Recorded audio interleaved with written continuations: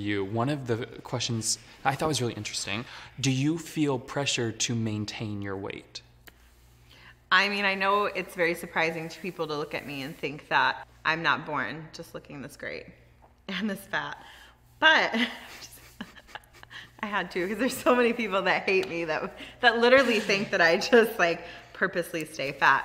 No, I don't. My agency, when they signed me, they were, contrary to popular belief, knew that I was fat, knew my size, because people are convinced that I like lie about my size, that I'm not a size 22, that I'm so much bigger, which would be fine if I was so much bigger, but I'm not. I'm really short, which has been all over the internet that I'm super short and I'm big. But my agency knew all of that and they were fine with that. And I made it very clear that I wasn't going to change my body for anyone but myself. So if I chose to lose weight, then I would lose weight. I was just born this way. Just a fat little thing. Do you care if someone calls you fat? No, I don't. They say that girl is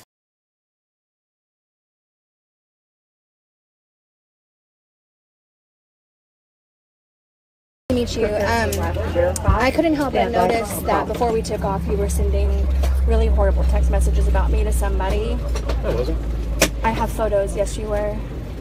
You said, they said something about, well, hope she didn't have any Mexican food, and you said, oh, she ate a Mexican. Well, if my flight doesn't take off the ground, you know why, and stuff like that. I saw the whole thing. Okay, I apologize. I was drinking, and I apologize. Yeah, just, you have no idea who you'll hurt with those kind of things. I apologize. You got me, and I was drinking, and I apologize. So you were drinking, okay. And, like, do you normally make fun of fat people? Like, is that something that you like to do? Did you notice that I was nice to you when we were in the air, and I picked that thing up for you? Right. Part of my table. Right. I didn't want part of your table. You made me feel so uncomfortable to exist in this seat that I didn't want anything from you. I didn't want you to pick up my thing off the floor. You know, in fairness, you probably shouldn't be sitting in an extra seat. You know, when they ask you, are you willing and capable to assist people in getting off the airplane in an emergency, do you honestly think that you are? That's funny because I work out about 5 times a week. I'm here for a shoot. I'm a model. I have a very, very large social media following. Cool. I've been tweeting American Airlines this whole time, letting them know your seat number, our flight number, what's happened, what you said. I showed them the photos, so they're going to take care of it for me. Okay. I don't think you'll ever see anything from it, and that's your own thing. Okay. So you know nothing about me by the size of my body. Yeah. You know nothing about me. So to say something, to have a quip like that back to me after I'm talking to you about this, after you already apologized, is an extra asshole thing for you to do. No, I don't think it is. You don't think it is? Because you think that, are you a doctor? Let me ask you something. Can you assume something about me? Are you a medical professional? I would just love to know, like, where your expertise is coming from. It's none of your business. That's none of my business. So my body is also none of your business, so you have no idea what I can or can't do with it. Fair enough. Right. And I don't know if you noticed, but the entire time I've been sitting here like this to make sure that I didn't dare get in your seat.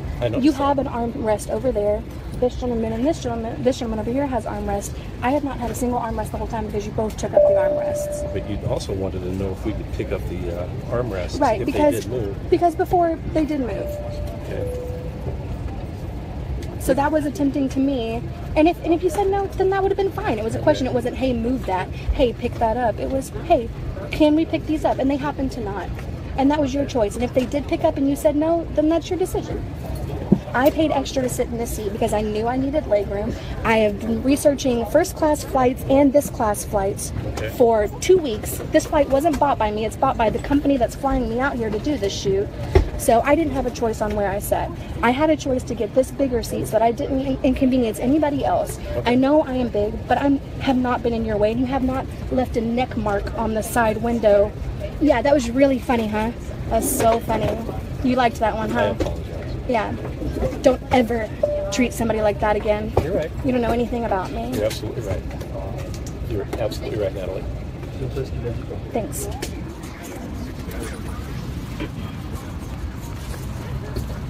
Is this your final destination? Yeah. Well, and then I'm coming back home after my shoot. I live in Dallas. Yeah. No, it's okay. Thank you.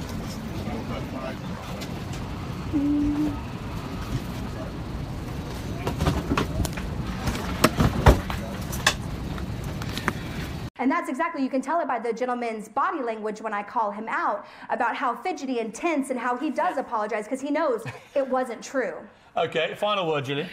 Final word is, I just think, no, if you were happy with yourself, I don't think you'd be sitting there getting angry about some idiot on the plane next to you. I think he's got every right to send any private text message he wants, and frankly, you should have put your headphones in and got on with your own life.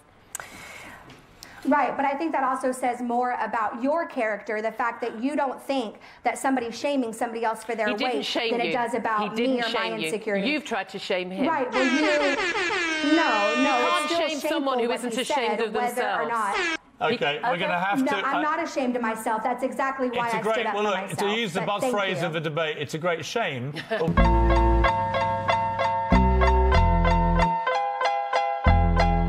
Still Snoop Dogg and D.I.